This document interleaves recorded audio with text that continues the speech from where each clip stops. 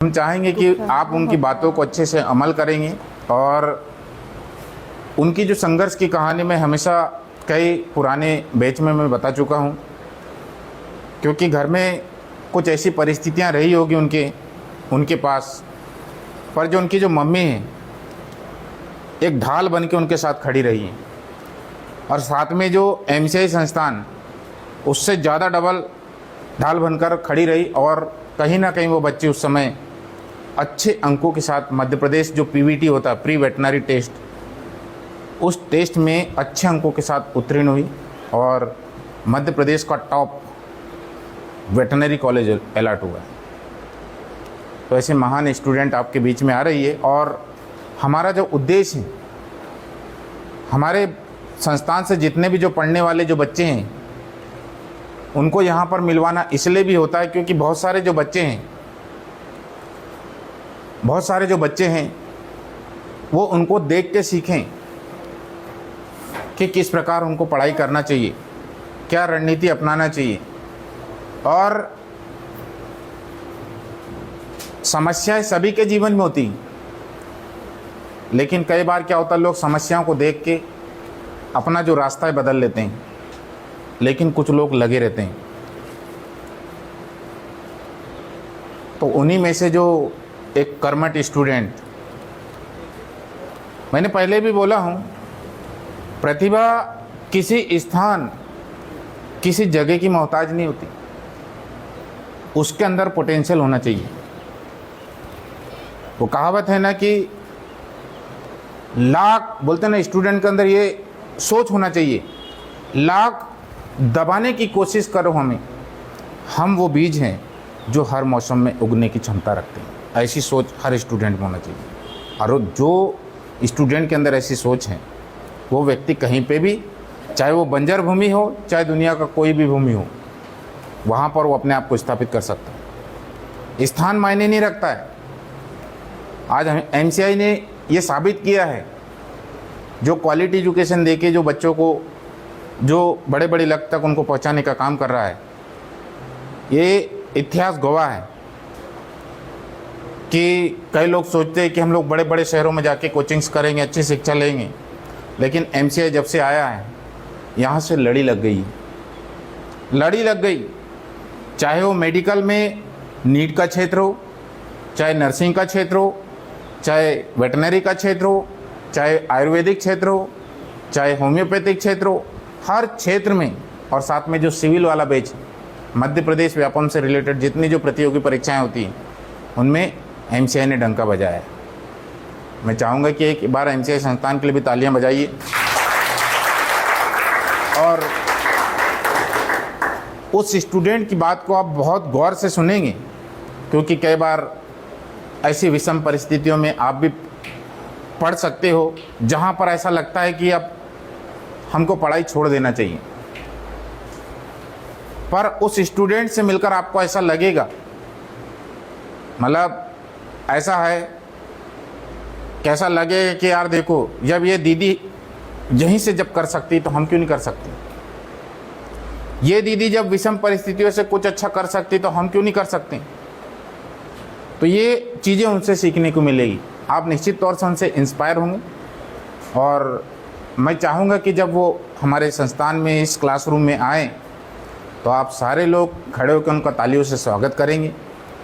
और तालियों की गूंज ऐसी होना चाहिए कि उसकी मम्मी तक जाना चाहिए आवाज़ उसकी। तो हम चाहेंगे कि डॉक्टर छोटे भाई उइके, आप हमारे संस्थान में सादर आमंत्रित हैं।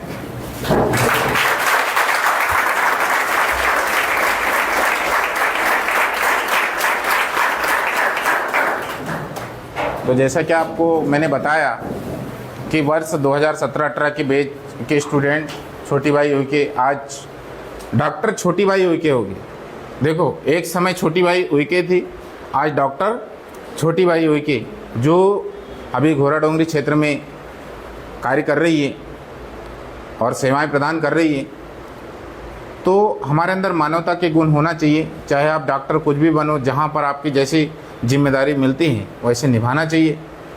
और हम चाहेंगे सारे बच्चों से कि आप उनसे अच्छा कुछ मार्गदर्शन लें और मैं डॉक्टर छोटी बाई उइके से अनुरोध करना चाहता हूं कि हमारे जो संस्थान के जो बच्चे हैं, आपका पूरा जीवन परिचय बताते हुए एमसीआई में आपने कौन से सत्र में तैयारी किया, किस प्रकार तैयारी किया, और वहाँ जो मेडिकल कॉलेज में जो आपने पढ़ाई किया, वेटनरी चिकित्सा महाविद्यालय, उसका अनुभव और आज का अनुभव कैसा लग रहा है जब आप सक्सेस हुए हैं, तो आप कृपया मार्गदर्शन प्रदान करें बच्चों को।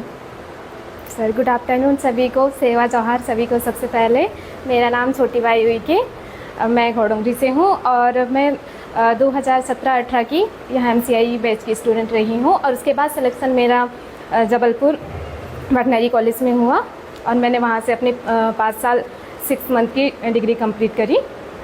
6th ईयर की पूरा 6 ईयर लग गया। एमसीआई में आकर सिर्फ पढ़ाई के साथ साथ आपको एक बहुत अच्छा प्लेटफॉर्म मिलेगा जहाँ पर आपको पढ़ाई के साथ साथ व्यवहारिक ज्ञान, अनुशासन, जहाँ पर आपको सिखाया जाएगा और एक डर का माहौल भी है कि नहीं हमारे सर आपको एक वे में देखोगे तो कि आपको एक टीचर है, लेकिन आप यहाँ पर अपने पेरेंट्स से दूर रह रहे हो, तो मैं कभी ये फील नहीं होगा कि हम पेरेंट्स से दूर रह रहे हैं। यहाँ ऑलवेज सर आपके साथ ऐसे सपोर्ट में रहेंगे एज अ पेरेंट की तरह। मैं घर से दूर रहती थी, मम्मी मुझे यहाँ छोड़ के तो गई लेकिन उनको डर रहता, लेकिन सर से जब मिली तो उन्हें लगता था कि नहीं वहाँ अपने पेरेंट्स के साथ है और मुझे भी हमेशा यही फील हुआ। तो कभी इस चीज़ में मतलब ऐसा लगा कि हमेशा सपोर्ट में रहता है। एमसीआई बहुत अच्छा प्लेटफॉर्म है, यहाँ पर तैयारी के साथ साथ आपको हर चीज़ में मतलब अनुशासन, हर चीज़ में बहुत सपोर्ट मिलेगा, टाइम मैनेजमेंट, सारी चीज़ें। अभी तो आप इस बार नीट के एग्ज़ाम दिए थे?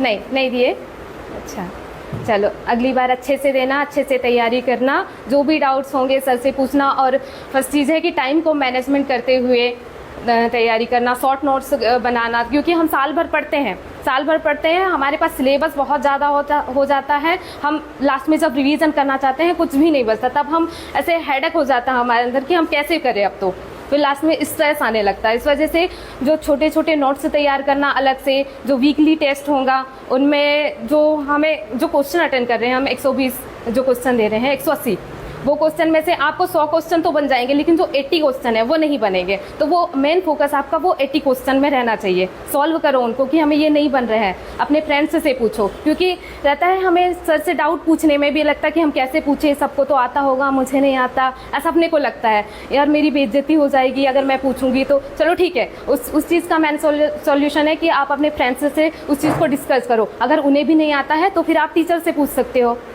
है ना। टीचर से सारी चीज़ों को सॉल्व करेंगे। तो यहाँ पर आकर आप अपने आप को ये समझो कि मुझे कुछ नहीं आता, मुझे सीखना है, बाकियों को भी कुछ नहीं आता, सबको सीखना है, ये सोच के चलो। क्योंकि आपका एक क्वेश्चन सबके जो डाउट है उनको क्लियर करेगा, है ना। तो क्वेश्चन पूछने से ना, बीच क्लास में चल रही है लेक्चर, तो तब अगर आप नहीं पूछ पा रहे हो तो अपने फ्रेंड से डिस्कस करके बाद में सर से पूछ सकते हो, हर एक छोटी छोटी चीज़। और वही क्वेश्चन से जो कन्फ्यूजन वाले होते हैं, ईजी क्वेश्चन नीट में नहीं पूछे जाते, जो कन्फ्यूजन रहते हैं वही वाले क्वेश्चन ज़्यादा पूछे जाते हैं। ऐसा जब भी कोई डाउट्स हो तो हमें भी हमारे कॉन्टैक्ट नंबर रहते हैं, जो सेलेक्टेड हो चुके हैं उन स्टूडेंट के कॉन्टैक्ट में रहो आप, तो उनसे पूछो कि हमें कैसे तैयारी करना है। क्योंकि हम डायरेक्ट टीचर से नहीं पूछ पाते, सबका यही रहता है, डर रहता है, थोड़ा लगता है कि कैसे पूछे, है ना। तो जो सेलेक्ट हो चुके हैं, अपने जो भी यहाँ से जो भी परिचित हैं उनसे पूछो, सबसे शेयर करो अपनी प्रॉब्लम कि हमें ये नहीं बन रहा है, ऐसे पढ़ना है, कैसे पढ़े, ये सब्जेक्ट में हम कैसे कवर करें, हमें ये चीज़ नहीं बन रही है। जब तक पूछोगे तभी होगा, क्योंकि खुद से सोचेंगे कि हम खुद से पढ़ लेंगे, खुद से सब कुछ हो जाएगा, तो पॉसिबल नहीं होता है। देखो एक समय ऐसा था कि मतलब इनका जो इतिहास है ये भूल गई होगी, क्योंकि हमारा माइंड तो बहुत ख़तरनाक, समझ में आ रहा है। एक समय ऐसा था इनका घर परिवेश या आसपास का जो वातावरण है, क्योंकि सारा चीज़ इनकी मम्मी ही करती थी इनकी, तो घर परिवार रिश्तेदार भी एक समय इनकी मम्मी को बोलने लग गए थे कि लड़कियों को नहीं पढ़ाना चाहिए, अच्छे का सिलेक्शन नहीं होता, क्या करेगी पढ़ के। मतलब घर परिवार आसपास समाज के जितने भी जो लोग हैं, गांव से जा रही है, बैतूल में रह रही, कैसा परिवेश है आज के समय में, और वो चीज़ों को भी इसकी मम्मी ने फेस की। और जब पेरेंट्स मीटिंग में आती थी तो हमेशा हमको बोलते थे कि नावा टोड़े जिसदे बने मासीदाल है अदराना छाती ठोके सी पते की का लोगोड़न कि नावा टोड़े भी हीरा है कोई नूर है। मतलब जब समाज और दुनिया के लोग जब ताने दे रहे थे कि ये लड़की कुछ नहीं कर सकती है, तब इसकी मम्मी एमसीआई की टीम से बात करती थी कि हम मेरी बेटी जिस दिन चयनित हो गई, मैं दुनिया को बताऊंगी छाती ठोक के कि लड़कियां सब कुछ कर सकती है और ये बेटी उदाहरण है। वो मम्मी